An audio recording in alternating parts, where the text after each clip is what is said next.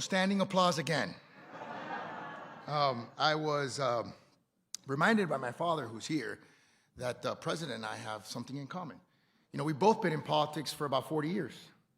And he reminded me that I was 2 years old when I did my first political commercial.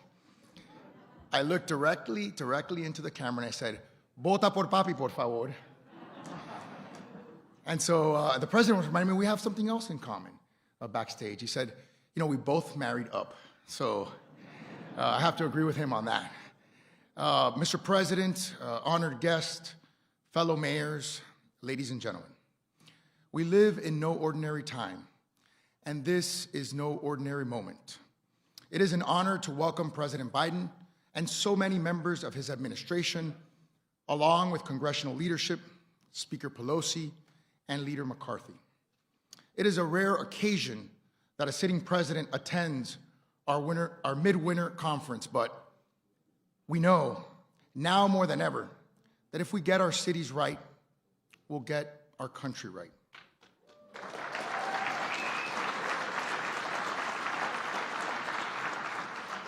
And thank you, Mayor Bowser, for leading the clap. Of course, host mayor always gets deference. For the past 2 years, mayors have stood on the front line of American democracy.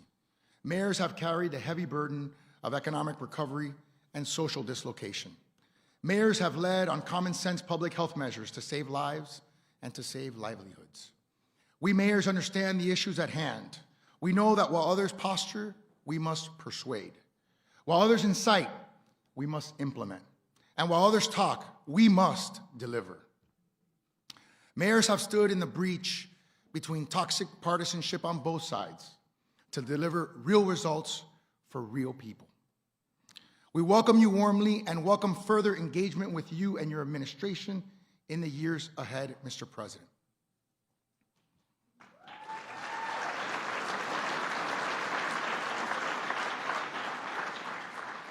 And so it is without further ado that I introduce the President of the United States, Joseph Biden.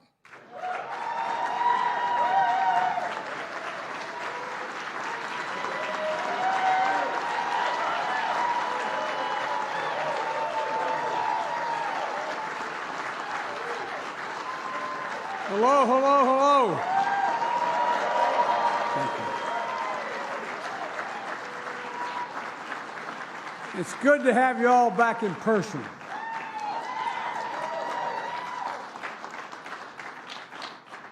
Mr. Mayor, thank you for your leadership. I appreciate it. And I know one thing, we both did marry up. Mayor Bowser, thanks for hosting us. You're the best. You really are. Thank you for everything you do. I've had the honor of addressing this body many, many times, and I've always had an enormous respect for the job you do. Some of you heard me say before, but it's the truth. I ran for the United States Senate in 1972 as a 29-year-old kid because I was a local official and it was too hard. They know where you live. And so you think I'm kidding. It's not a joke. Mayors carry the quality of the people's lives on your shoulders. Everything you do every day affects their lives more than almost anything anybody else does. And you can make or break a person's day. Will the bus get me home on time? It sounds silly, but will the garbage be picked up? Will I be safe walking in the park? These are the bigger questions. Can I afford to give my family a good life? Will my kids have a chance to get a good job someday? How will I rebuild from the fire or the storm? You know, all of these questions, they're not partisan, but they're practical. People you look to are you. They're the people they look to, or you, for real. You know there's no way to walk into the corner drugstore without being accosted immediately as to what's going on, right? Well, so you know what it means to solve real problems, to be held accountable for the people you serve. That's why when I put together my cabinet, I called on former mayors, and I mean this sincerely. Take a look.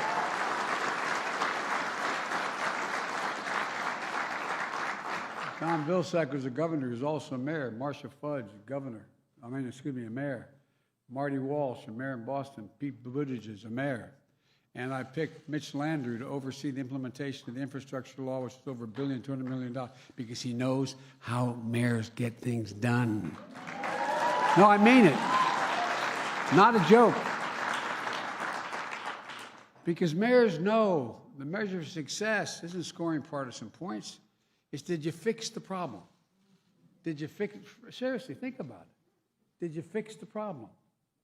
The infrastructure law is a perfect example of what we can achieve when we tackle problems the way mayors do. Everybody in America knows we've fallen behind in infrastructure.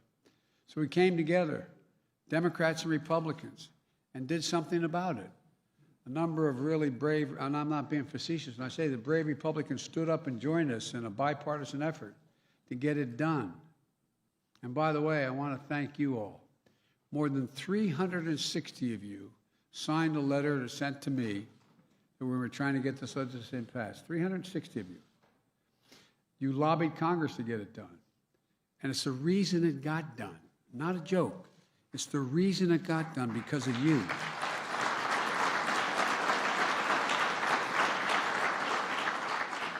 There were a lot of people who wanted to vote for it, but they had a lot of pressure not to vote for it for political reasons. But because of you, they voted for it. We got it done. Because they know how it goes in your cities to determine how their states go. And now, after years of dead ends and broken promises, not only has Infrastructure Week finally arrived, but we can literally, because you look forward to an infrastructure decade. That's not hyperbole. Back in 2009, when President Obama asked me to lead the recovery effort, which was an $800 billion effort, and the first thing I did, I went to the mayors. Not a joke. Now, most of you are too young to have been around in 2008, but look, I spoke to over 200 mayors putting that together. Because of them, because of you, we came through that moment together. That's the same approach that Mitch has taken, having been a former mayor, with all of you. I know Mitch has spoken to many of you already. And in just 2 months, we've already seen this law start to make a real difference, creating better jobs, transforming our communities in tangible ways. We've announced billions of dollars for highways, ports, airports, water and sewage systems, high-speed internet, funding to clean up the rivers in Ohio, chemical plants and sites in Florida, polluted lakes in Michigan, and dozens of other sites. A new program to cap and plug orphaned oil and gas wells, spewing methane into the air, cleaning up the communities that, in fact, they're affecting, while good-paying jobs. The folks who dug those wells when we needed them, they got paid well. Well, they're getting paid the same amount to plug those wells. It matters. It matters. A new initiative to bolster our energy grid with stronger transmission lines and towers to keep the power flowing more reliably and consequently more secure energy supply. You know, I've flown all over the world, all over the country this last year, visiting sites that have been damaged as a consequence of environmental changes.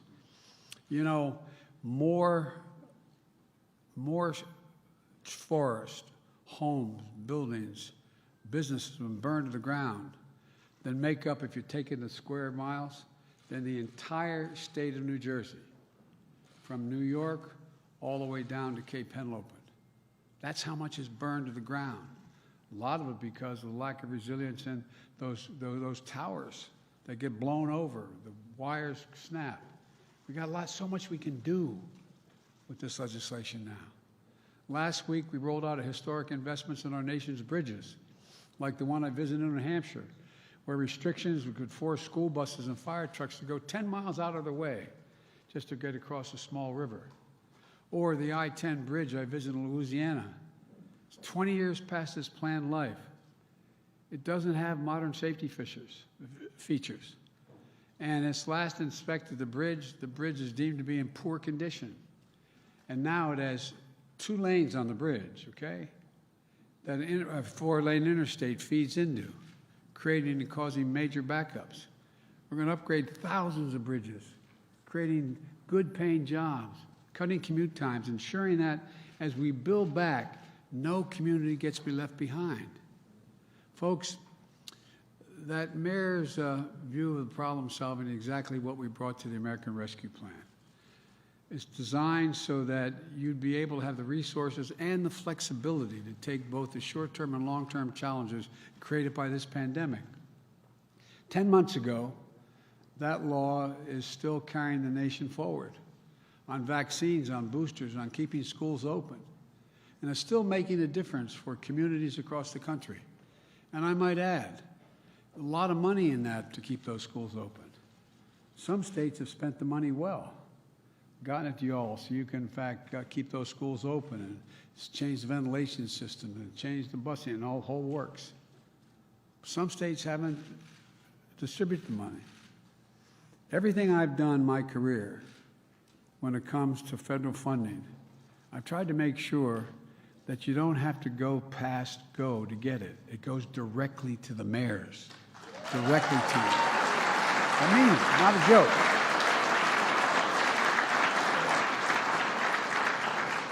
A major part of the rescue plan was the $350 billion we allocated to state and local budgets.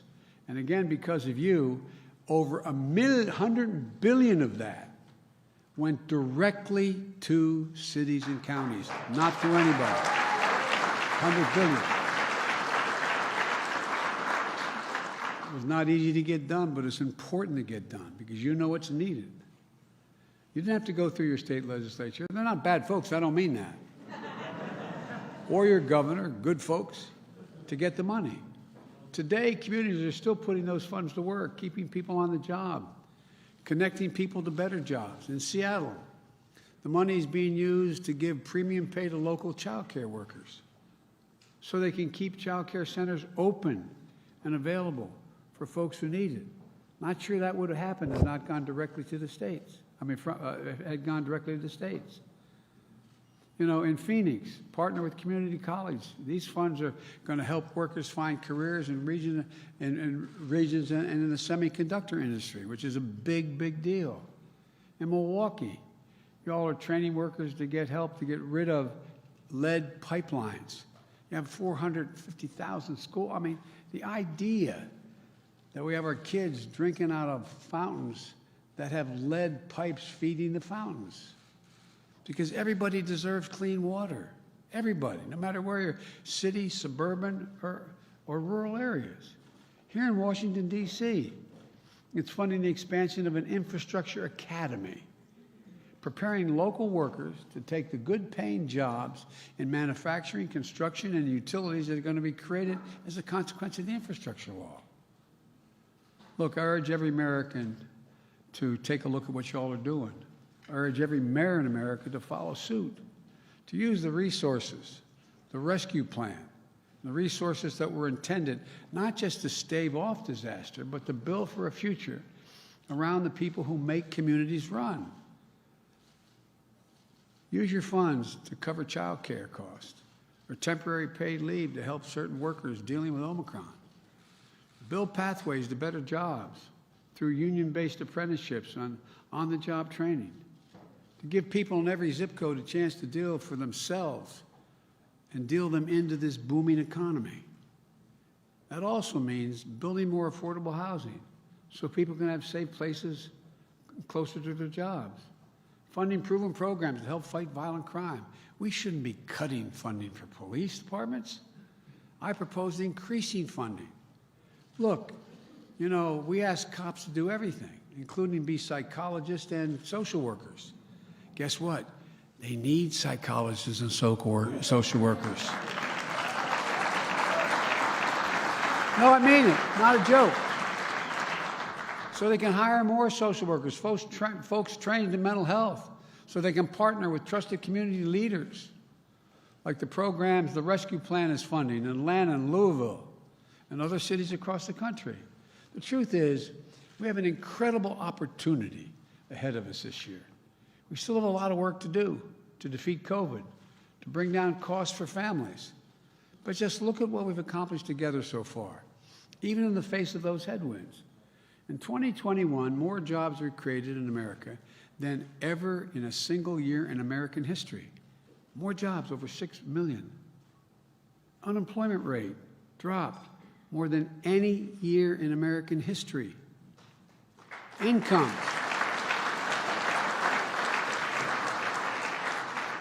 for working frontline jobs in service industries rose more than any year in history. The folks at the bottom of the economic rung. We lowered child poverty in this country by nearly 40%, more than any time in U.S. history. You all know this. Business applications grew by nearly 30% last year, more than any year in history. If everything is so bad, why are people fighting to open up businesses? More Americans gained health insurance than any year in history. These are facts. To confront the climate crisis, we deployed more solar, wind, batteries, and electric vehicles than ever before. And we're teaming up with mayors, labor, and industry to save families and businesses money by improving energy efficiency in our buildings. And in the battle against the deadly virus, we've gone from putting 2 million shots and vaccinations in people's arms to 210 million Americans fully vaccinated.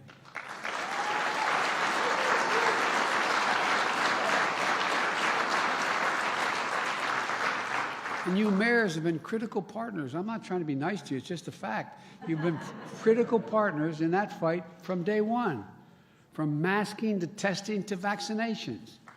We partnered with you. We partnered with you on the Mayor's Challenge last summer, 115 cities working together to get Americans vaccinated. In Richmond, Mayor Stoney, you created vaccination clinics that doubled the job fair, doubled as job fairs. Get your shot, and it's also a job fair, encouraging people to come in. In Detroit, Mayor Duggan. Are you here, Mr. Mayor? I tell you what, I worked with him for a long time. There's a man who knows what he's doing. Mayor Duggan partnered with solar saloons and barbershops to get shots in people's arms. In St. Louis, Mayor Jones worked with churches and local food programs to reach neighborhoods with low vaccination rates. All of these efforts, you've saved lives. Not a joke, you've saved lives. Now, to keep up that fight against Omicron, we've launched dozens of federal testing sites in New York, Philadelphia, Henderson, Nevada, and elsewhere, throughout sites that we're launching every week. We've devoted federal medical teams made up of military, first responders, National Guard to bring relief to the hardest hit hospitals who need additional personnel just to keep it moving because they're so overrun. We're purchasing and distributing free 1 billion at-home tests so people can test themselves in their communities. And we still face tremendous challenges, though. But together, we've proven that we can get big things done in this country. Last year, your help, we laid the groundwork. This year, we have to build it. The biggest weapon in our arsenal is the Build Back Better Act. Nothing's going to do more to ease pressure on families. As my friend Jim Clyburn says, it's all about making everything more affordable and more accessible to people. Every mayor knows if people can't find affordable child care, they can't work. Some of your cities, it's $14,000, $15,000 a year for child care. That's why we have nearly 1.2 million extremely qualified women who haven't been able to return to the workforce. We can cut the cost of child care in half and fix that problem. Health insurance, we can reduce the cost for families we've done for $600 per year. On climate, extreme weather, disaster costs, communities, $145 billion last year. That's how much we spent because of weather-related crises. $145 billion. By investing in resilience and clean energy technology, we can do something about that. To give relief to families, in the American Rescue Plan, we had the child care tax credit. That did reduce child poverty by 40%. There's no reason it shouldn't continue. And on education,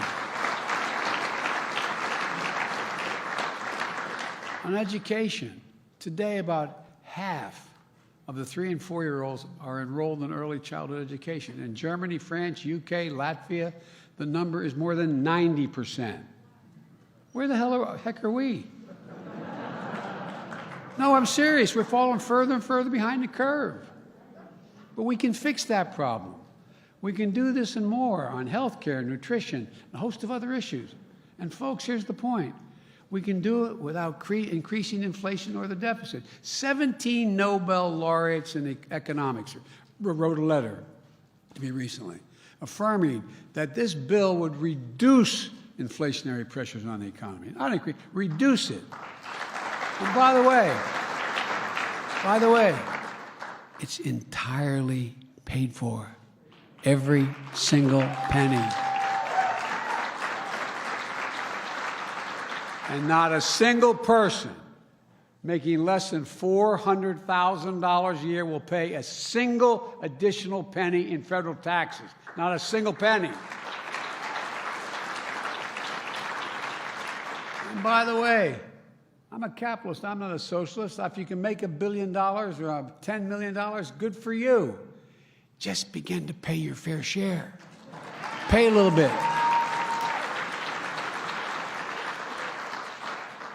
We can pay for all this by just making sure that the wealthy and the biggest corporations pay their fair share. Case in point, last 2 years, 55 of the Fortune 500 companies, and I come from the corporate capital of the world, Delaware, not a joke.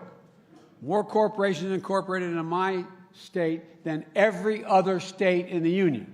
Okay? I get it. And I represented it for 36 years. But guess what? You got 55 corporations last year that made $40 billion in profits and didn't pay a single penny in taxes. That's not right. That's not right. Look, we can tackle all these challenges, just like we did with the rescue plan, the infrastructure law, and the fight against COVID. But we can't do it without you. I'm not trying to be nice to you. We can't do it without you. No, really, that's the God's truth. You understand the challenges people are facing, and you understand the solutions. You know this isn't, when it gets down to whether the garbage gets collected or someone is safe in the street, this isn't partisan, it's practical. You understand the cost if we fail to act. We need the voice of mayors telling the stories of what your communities need and the impact we're making on people's lives or not making.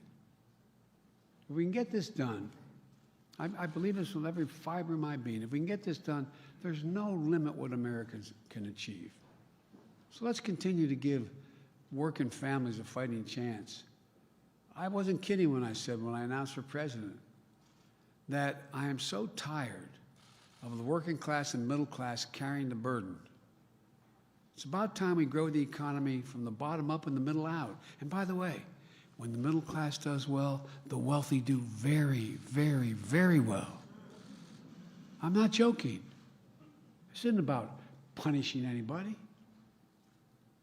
It's about getting everybody in the game. Raise your hand if you think the present tax structure is fair. And we'll take a picture of you and send it home.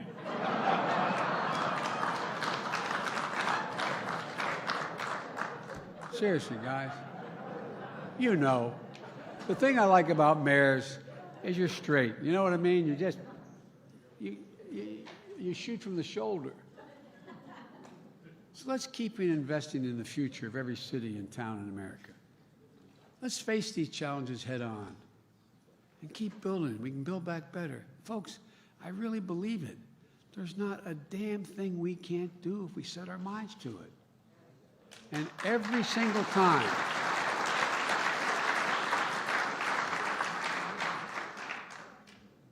think about this now. This is not hyperbole.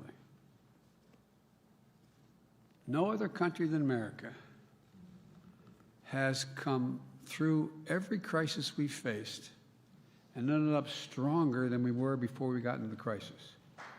Think about that. Think about that. So don't give up on the American people. You know, I've said many, many times to world leaders, particularly when they ask me about America, it's never been a good bet to bet against the American people.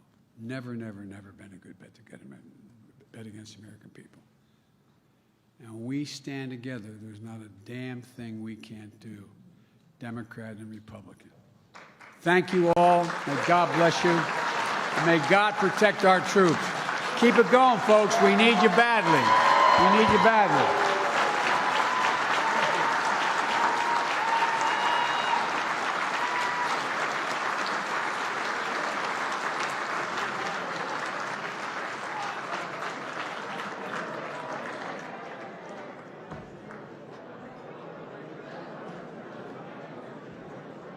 Oh, where's everybody going? No, I'm just kidding. Let's give it up again for the President of the United States, President Joe Biden. And that will conclude our 90th winter meeting. Get home safely.